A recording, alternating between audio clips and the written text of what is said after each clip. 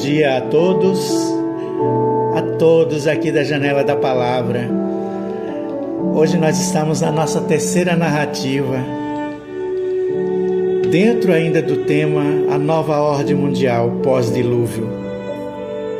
Observe que nós estamos centrados na dinâmica da geopolítica, no assentamento do povo depois do estacionamento da arca. Nós estamos saindo dessa arca. A nossa ideia central aqui é nos envolvermos na história da salvação. É nós entrarmos também nessa história. A primeira narrativa se apresentou como uma introdução a este tema. Falamos da genealogia de Noé, das 7 gerações que o antecederam o dilúvio, onde a desobediência e a corrupção prevaleceu. Aí veio o juízo de Deus, o dilúvio. Falamos também sobre Adão como criação de Deus e não filho de Deus, como alguns religiosos a ele se referem. E que o Filho de Deus é o Cristo, o Filho do Deus vivo. É Ele, Jesus Cristo. Isso nos referimos agora também e sempre. O tema central das Escrituras Sagradas é Jesus Cristo. Jesus Cristo é o nosso caminho, a nossa verdade, a nossa vida. Na segunda narrativa, nós vimos que o povo queria ficar ali, na região fértil da Mesopotâmia. Construíram cidades, Babel, construíram uma torre. E essa torre era um ato de poder do neto de Noé, do Nimrod, para desobedecer a Deus. Mas Deus mistura as línguas. E durante a construção da torre confunde completamente os idiomas e espalha o povo pela terra. Porque o projeto de Deus é o povoamento da terra, para que povoe e desenvolva as civilizações pelos 4 cantos da terra. Eu quero agora aqui fazer também umas considerações. É importante notarmos, considerarmos e incluir na nossa prioridade do nosso viver a atenção de Deus para com o homem, a atenção de Deus para conosco. Depois da quebra totalmente da ordem mundial, do Éden, do jardim do Éden, e agora na nova chance pós o dilúvio, continua o homem desobediente. Mas Deus não o abandona e tudo está sob o seu controle, o controle criador, o controle absoluto sobre a vida e a morte. É de Deus. Ele faz nascer e sustenta tudo que cresce. Nestas narrativas iniciais aqui da Janela da Palavra, nós estamos centrados no acontecimento do povo sobre a nova terra, sobre a nova ordem geopolítica. Não estamos abordando ainda a espiritualidade, embora ela esteja intrínseca em tudo, a partir da onisciência, da onipresença e da onipotência de Deus.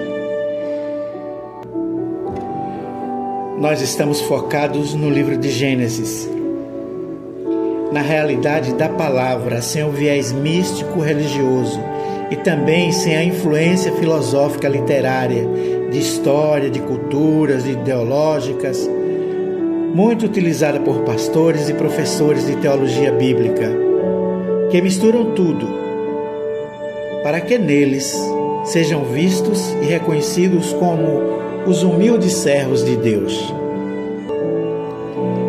E nisto nós sabemos que há muitos lobos com peles de ovelhas. Eu quero deixar claro que essas narrativas aqui da Janela da Palavra, deixar bem entendido, tem um propósito, como um trabalho que transmitem valores éticos, propósitos e noções de identidade com Deus, identidade para com o Criador, e não para uma pseudo-tábua de salvação, para te levar para o rebanho. distorcem a Bíblia. E distorcer a Bíblia é uma heresia. E muitos são extremamente inteligentes. Eles não saem da palavra. Eles te mostram que estão na palavra, mas misturam tudo de forma a amarrar o laço para levar as pessoas a dúvidas, a levantarem dúvidas.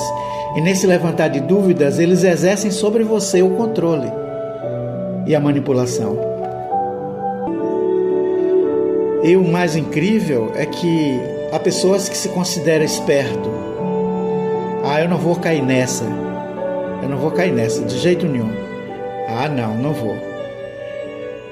Prestem bem atenção a métodos aplicados com poderosas técnicas de psicologia, que até mesmo quem estudou, quem se preparou, acaba caindo sim.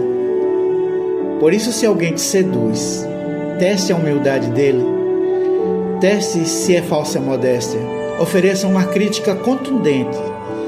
Se a reação for nervosa e desequilibrada, se houver desequilíbrio, é um falso profeta. Se saia dele ou dela. Orem a Deus em secreto, no seu quarto em secreto. Peça a Deus para derramar do Santo Espírito. Ele disse: eu vou derramar do meu Espírito nos corações dos meus servos e de minhas servas. Peça a Deus que lhe oriente como entender a palavra dele. Peça a Deus que lhe dê conhecimento. Se ouve muito falar, a internet está cheia de mensagenzinhas pela manhã. Agradeça, agradeça, a gratidão, a gratidão. Sim, agradeça, a gratidão e a gratidão. E o servir? Deus tem um serviço em execução. A palavra de Deus, a história, as narrativas da Bíblia, as escrituras sagradas, o Antigo Testamento, o Novo Testamento, o Evangelho de Jesus Cristo. É tudo a história da salvação, o caminho de salvação, da salvação. A vontade revelada de Deus para nos salvar. Há um projeto de Deus. Eu não quero falar agora, porque nós estamos no povo, nós estamos na geopolítica, mas é impossível não citar Jesus Cristo. É impossível. Ele diz aos apóstolos, ele foi para um lugar descansar, uma pequena ilha de descanso que os apóstolos tinham arranjado. Ele estava muito cansado. Quando ele chegou lá, a ilha já estava cheia, um pequeno povoado já estava cheio. Sabe o que é que acontece com os prefeitos, com os administradores desses lugares? Tinha muitos que ficavam aborrecidos, porque o lugar era pequeno e quando Jesus ia não tinha WhatsApp, não tinha redes sociais, não tinha telefone, mas o lugar enchia de gente, lotava, comiam tudo que tinha para vender nos pequenos comércios.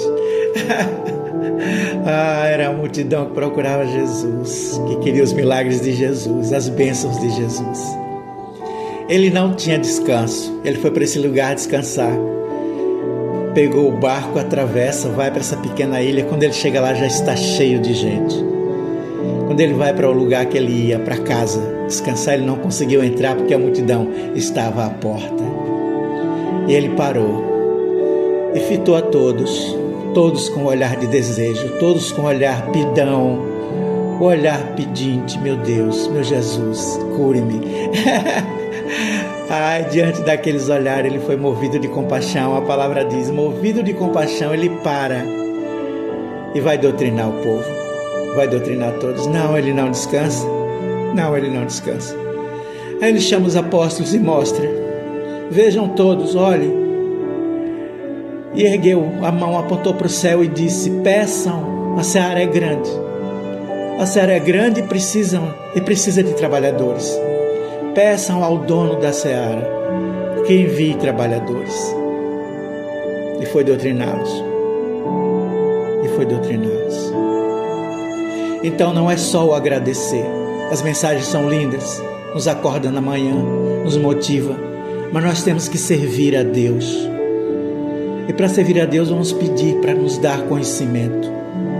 E esse conhecimento não é para gente erudita, que estudou, que é formado, que tem diploma, é qualquer um. Quantos são as pessoas que mal assinam o nome, mas têm a Bíblia debaixo do braço? E que nos traz a palavra da salvação, e que nos distribui um panfleto, e que nos chama para Jesus Cristo. Quantos são? Qualquer um, qualquer ser humano, de qualquer classe social. A seara é grande e precisa de trabalhadores. E os mais esclarecidos, não fiquem apenas na gratidão. Não fiquem apenas na gratidão. As misericórdias de Deus que nos fazem viver. Nós não merecemos. Mas não é só agradecer, é servir. Vamos servir a Deus. Amar o nosso próximo. Instruí-lo. Apresentar o Evangelho da salvação. Salvar os perdidos.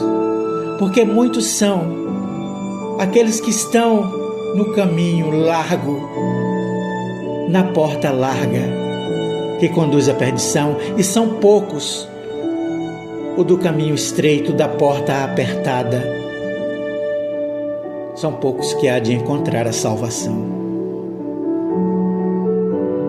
Reflitam nesse domingo sobre isso. No próximo domingo nós continuaremos com as nossas narrativas da geopolítica.